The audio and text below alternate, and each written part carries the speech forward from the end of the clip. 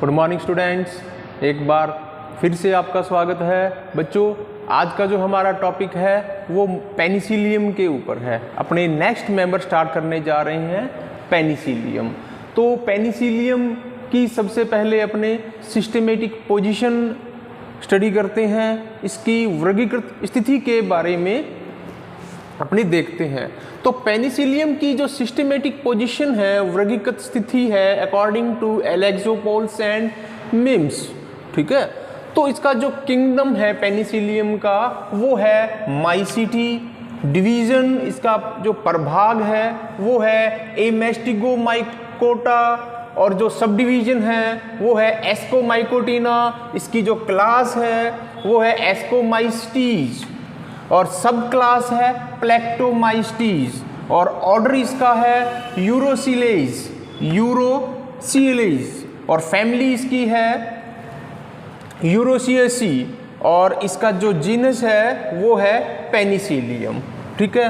बच्चों, जो पेनिसिलियम है लगभग इसकी 200 स्पीसीज यहाँ पर मिलती है। पेनिसिलियम की लगभग 200 जो स्पीसीज हैं वो पाई जाती हैं, जिनमें से कुछ स्पीसीज मैं आपके सामने यहाँ पर नाम लिख देता हूँ। Penicillium italicum, Penicillium डिजिटेटम।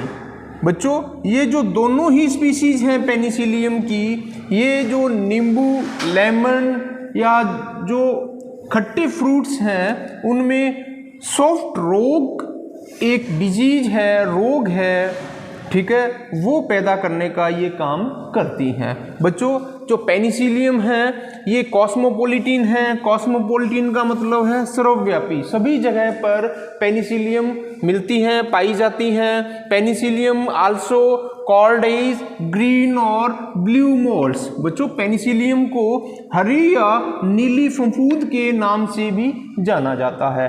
और पेनिसिलियम के कैरेक्टरिस्टिक देखें, it is also saprophyte. Penicillium जो है फंजाई है, किस कैटेगरी में है? सैप्रोफाइट है। सैप्रोफाइट का यहाँ क्या मतलब है कि ये अपना भोजन खुद बनाने में कैपेबल नहीं है, सक्षम नहीं है, इसलिए इसको फूड की रिक्वायरमेंट के लिए अदर ऑर्गेनिज्म के ऊपर निर्भर रहना पड़ता है, ठीक है। तो सैप्रोफाइट का मतलब है ये अपना जो फूड है वो केवल मृत जीवी या डेड या सड़े गले जो फल फ्रूट हैं, जो ऑर्गेनिक मटेरियल हैं, उनसे अपना भोजन प्राप्त करती हैं। इसलिए पेनिसिलियम आल्सो सैप्रोफाइट, ये क्या होती हैं? मृत जीवी होती हैं, अपना भोजन मृत सड़े गले ऑर्गेनिक मटेरियल से प्राप्त करती हैं, इसलिए इनको सैप्रोफाइट बोलते हैं। बच्चों, इसकी वेजिटेटिव स्ट्रक्चर देखें, इसकी अगर कायिक संरचना देखें तो इसका जो थैलस है वो वेल डेवलप्ड माइसिलियम के रूप में होता है। इसका जो थैलस है सुखाए है।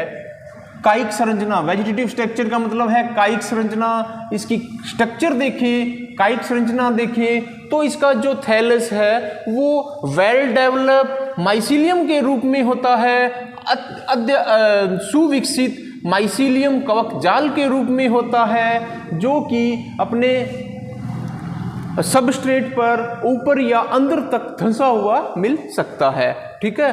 और इसका जो हाइफा है, इसका जो कवक सूत्र है वो कैसा होता है? काचाब, हाइलिन, और अंदर एक लिक्विड जिसको साइटोप्लाज्म कहते हैं, डेंस साइटोप्लाज्म मिलता है, वेल डेवलप्ड न्यूक्लियस मिलता है, ठीक है। एक ही सेल के अंदर ढेर सारे न्यूक्लियस मिलते हैं, ठीक है। लेकिन बच्चों, यहाँ पर आप देखो कि एक कंडीशन मिलती है सेप्टेट।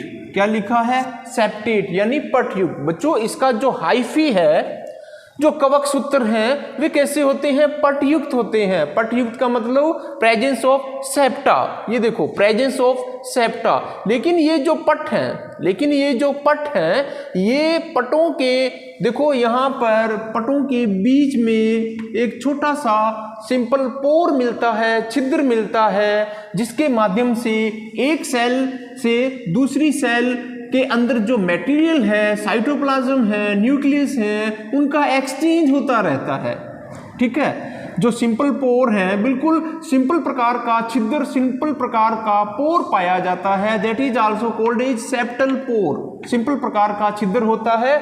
इस छिद्र या पोर की हेल्प से दो सेल्स के बीच जो न्यूक्लियस, साइटोप्लाज्म, इनका एक्सचेंज, आदान प्रदान होता रहता है। ठीक है, तो इस प्रकार अगर पेनिसिलियम की अगर अपने हाइफा देखें, कवक सूत्र देखें तो कैसा होता है, सेप्टेट होता है, छोटे छोटे यानी पट मिलते हैं और पट के बीच में क्या, सिंपल पोर मिलते हैं। ठीक है, अब देखो बच्चों, इसमें इसकी जो आउटर वॉल है, सेल वॉल है, सेल वॉल किससे मिलकर बनी होती है, काइटिन से मिलकर बनी होती है। ठीक है, और डेंस साइटोप्लाज्म, साइटोप्लाज्म के अंदर छोटी छोटी ढेर सारी ऑयल ग्लोब्यूल्स भी मिलती हैं और इसके अलावा इसमें अनेक प्रकार के राइबोसोम भी मिलते हैं।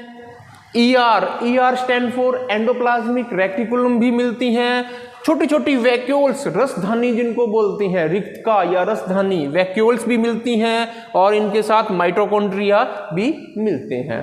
ठीक है, तो बच्चों यहाँ पर आप देखो, अगर इनकी न्यूक्लियस की स्ट्रक्चर देखें, मॉर्फोलॉजी देखें, सेल के अंदर अनेक सारी न्यूक्लियस मिलती हैं, केंद्रक मिलती हैं, लेकिन मॉर्फोलॉजिकली वे क्या हैं, एक दूसरे के समान होती हैं। सभी कैसी होती हैं, एक दूसरे के समान होती हैं। जेनेटिकली, आनुवंशिक रूप से एक दूसरे से समानता शो करती है, इसलिए ऐसे न्यूक्लियस क्या कहलाते हैं, होमोकैरियोटिक। होमो का मतलब एक जैसे और कैरियोटिक का मतलब है न्यूक्लियस, यानी एक जैसे, जेनेटिकली आनुवंशिक रूप से लगभग एक जैसे समान आकार के जो न्यूक्लियस हैं वे मिलते हैं, इसलिए इसको क्या बोलते हैं, होमोकैरियोटिक। समकेंद्रिकी, जो केंद्रक होते हैं वे एक दूसरे के समान होते हैं। तो बच्चों, ये थी पेनिसिलियम की वेजिटेटिव स्ट्रक्चर और सिस्टेमेटिक पोजीशन। अब अपने नेक्स्ट लेक्चर में रिप्रोडक्शन के बारे में बात करेंगे कि पेनिसिलियम के अंदर